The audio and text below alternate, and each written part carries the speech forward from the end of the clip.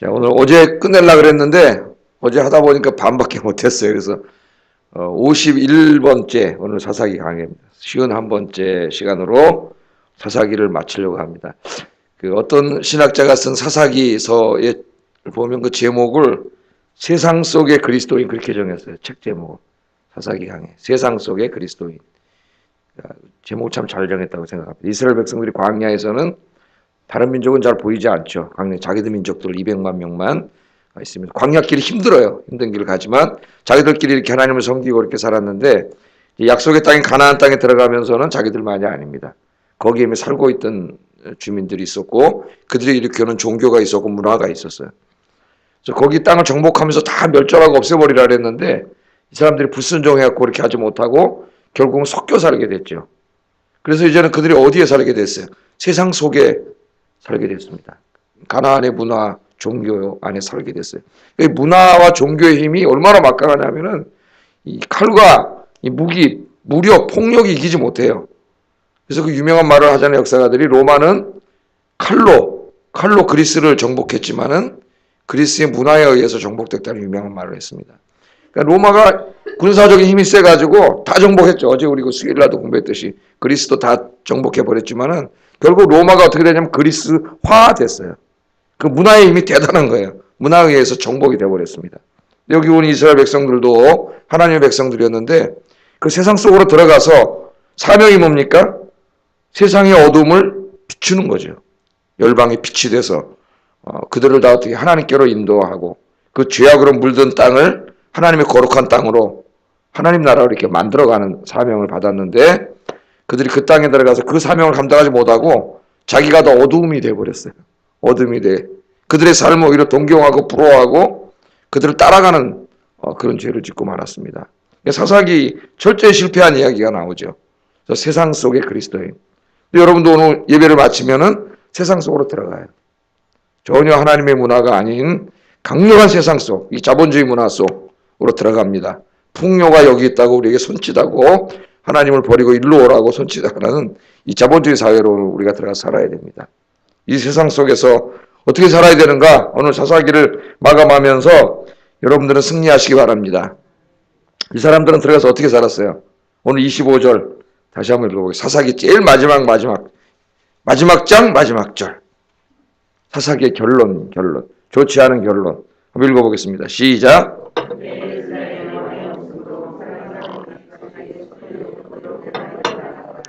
아멘. 이스라엘의 왕이 없어. 어떤 사람이 왕을 정치적인 왕으로 해석하는 사람도 있는데 그건 말이 되지가 않아요.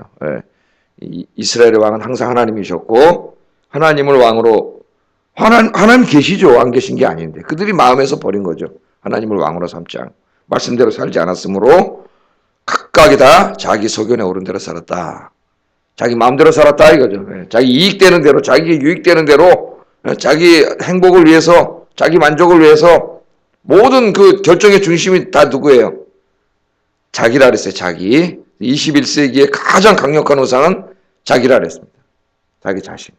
사람들이 하나님보다 자기를 더 사랑하고 자기가 굉장히 중요하고 자아가 굉장히 중요하고 자아를 건드리면은 용납하지 못하는 그런 사회가 됐어요.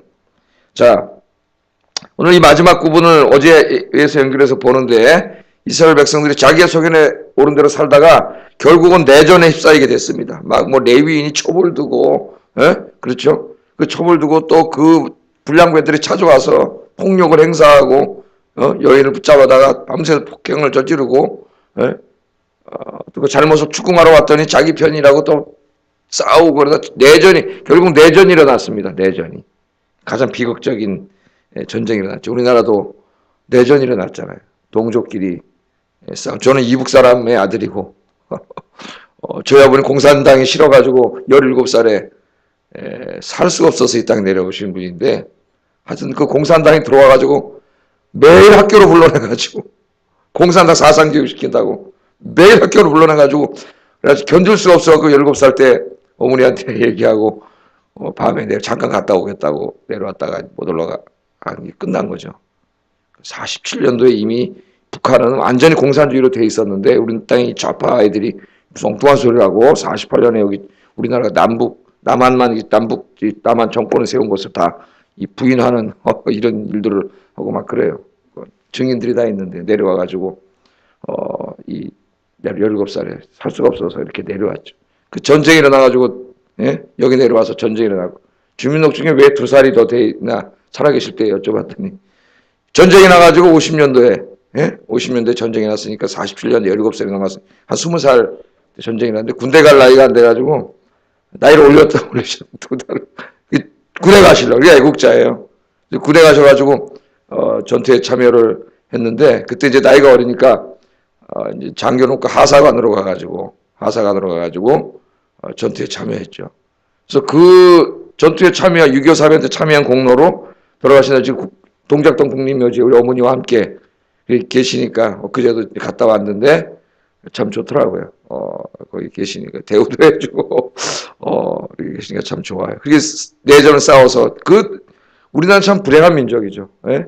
그 전쟁 나기 전에도 이 안에서 뭐 지금도 뭐 4.3 제주 사건이라든가 뭐 여수순천 사건이라든가 한두 가지가 아니에요. 이 안에서만. 예? 좌익과 우익 이 좌우가 나뉘어가지고 이 조그만 나라에서 얼마나 많이 죽였으면 제주도에서 그 사건으로 한 3만 명이 죽었다는데 공식 통계로는 한 2만 3천 명인가 뭐 죽었다는데 우에 의해서도 엄청나게 그러니까 정부군에 의해서도 엄청나게 많이 죽었고 좌익 분자들에 의해서도 엄청나게 많이 죽었어요. 지금 이 언론에서 떠드는 애들이 다 거짓말하는 거예요, 놈들이.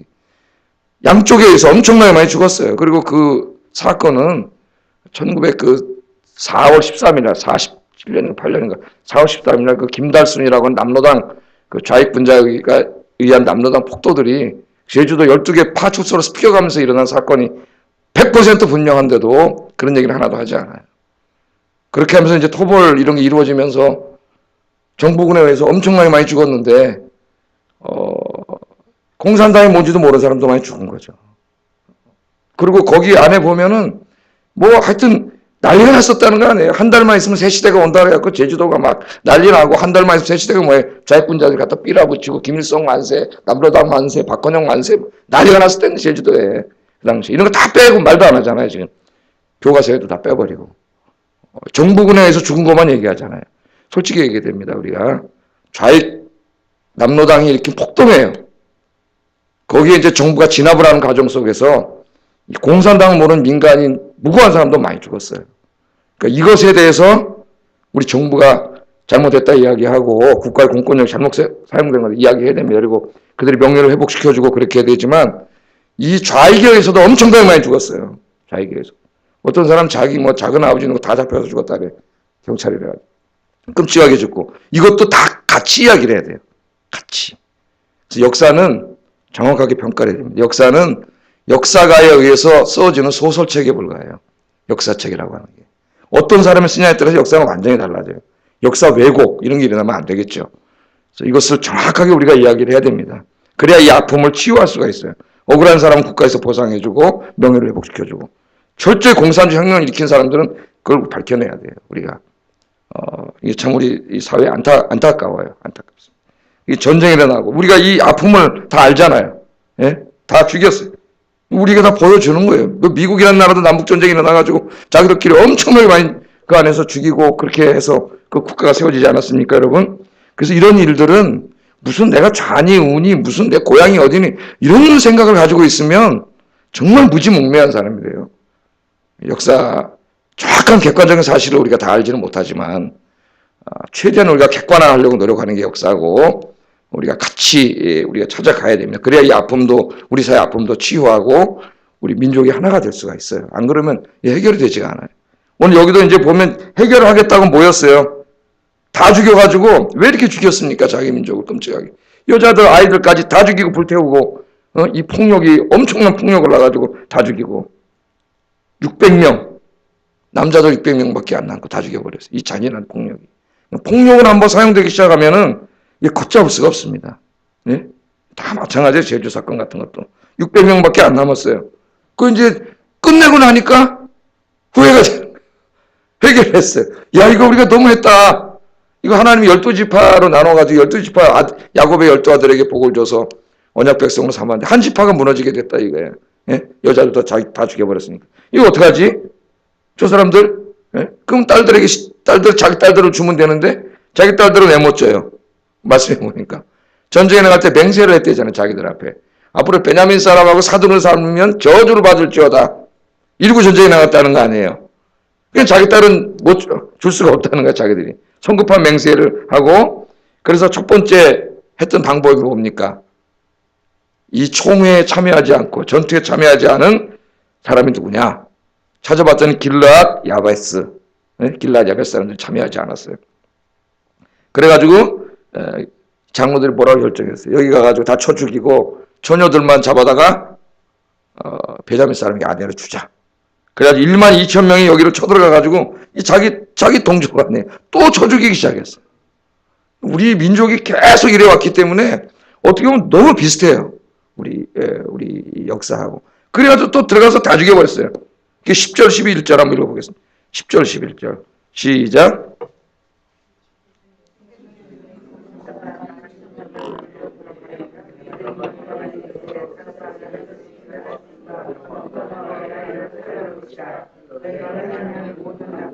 남자와 잔 여자를 진멸하여 바칠 것이니라 하였더라. 아멘. 12,000명 군대가 들어가가지고 왜 꾸준 자기들 결의에 따르지 않았다고 이 무고한 사람들 자기 민족 하나님의 백성들 아닙니까? 또 가서 죽인 거예요.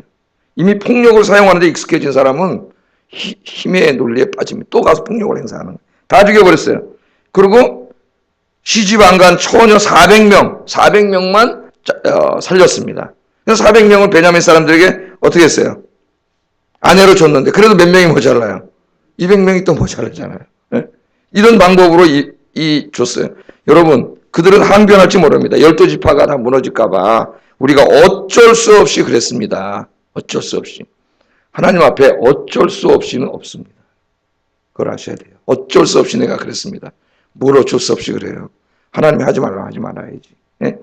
여러분, 이 사람들이 뭐 12지파를 보존하려고 통하지 않아요. 하나님 앞에. 하나님의 일을 할 때에도 하나님의 방식대로 해야 돼요. 하나님의 방식대로 하지 않은 모든 일이 죄악이에요.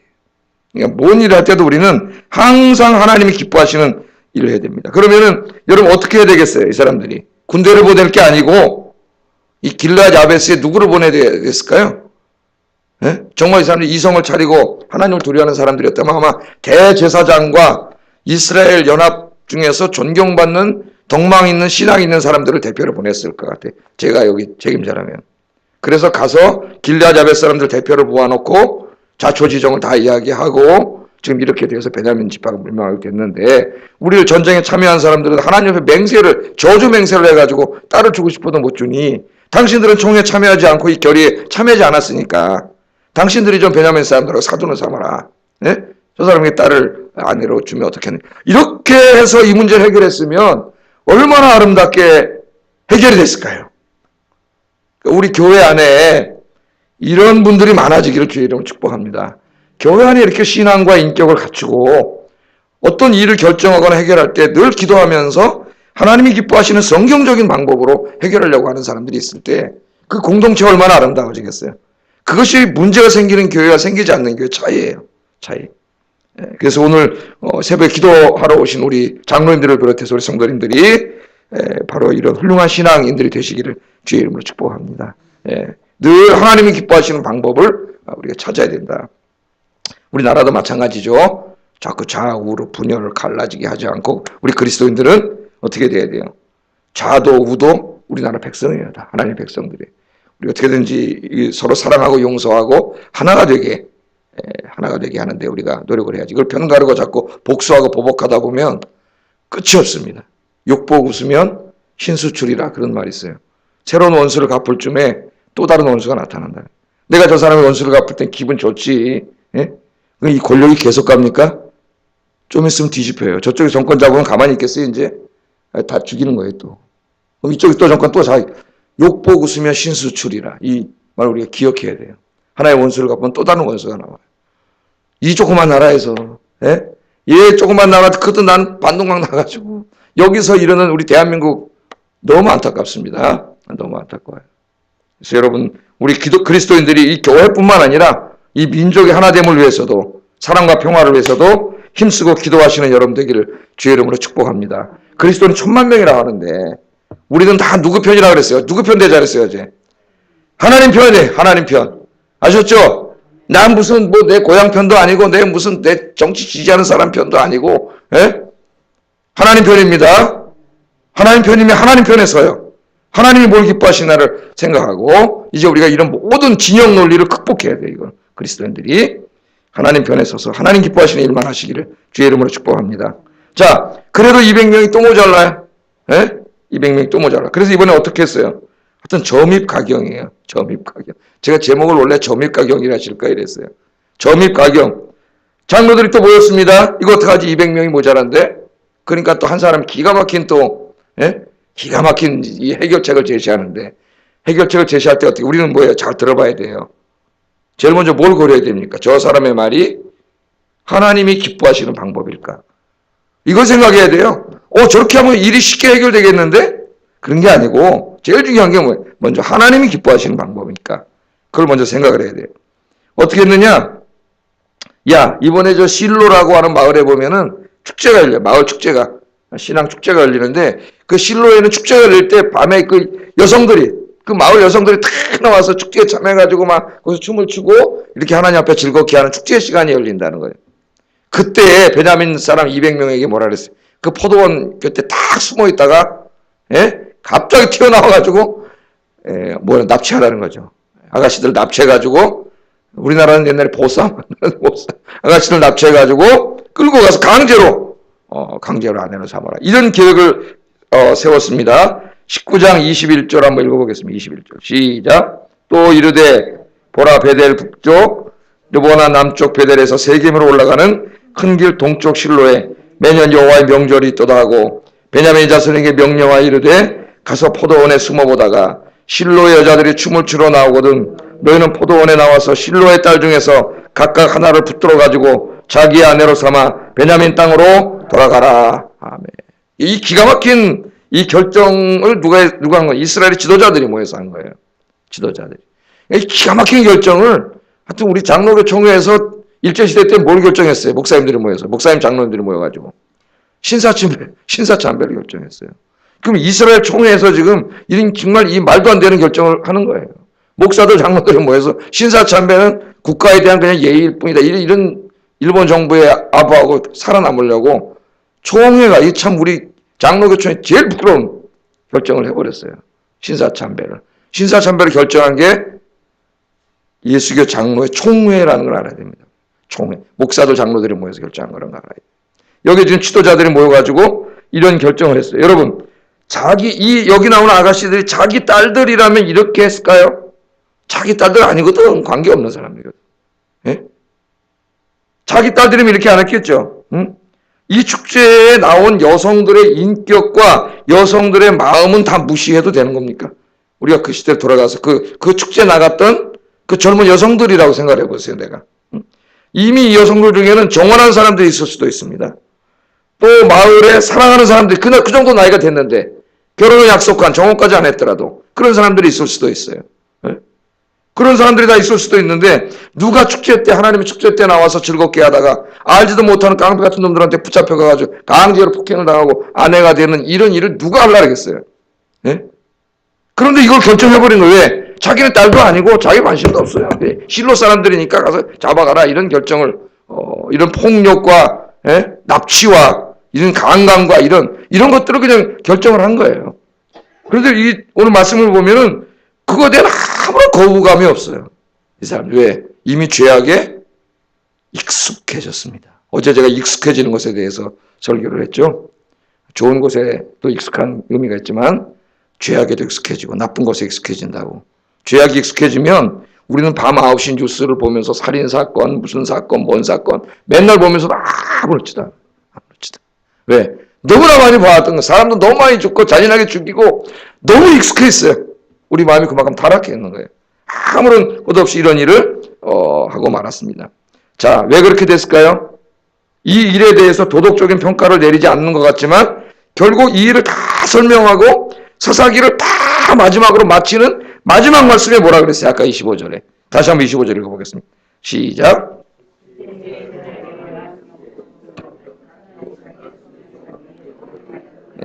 결론이 뭐예요? 하나님을 떠나니까 다 지 멋대로 했다. 지 멋대로. 한번 쉽게 얘기하면 다 지 멋대로. 예? 하나님의 말씀과 뜻 이런 거 상관없이 다 지 멋대로 결정하고 자기 속에는 어른대로 하고 다 그렇게 해서 이 사회가 폭력과 강간과 살인과 살육과 이걸 가득한 나라예요. 우리 오늘 요새 9시 뉴스 보면 나오는 그런 사건들이 여기 다 이루어지는 나라가 됐다는 거예요. 여러분 우리가 이 말씀을 보면서 우리 기독교 역사도 잠깐 볼 필요가 있어요. 미국을 한번 보세요.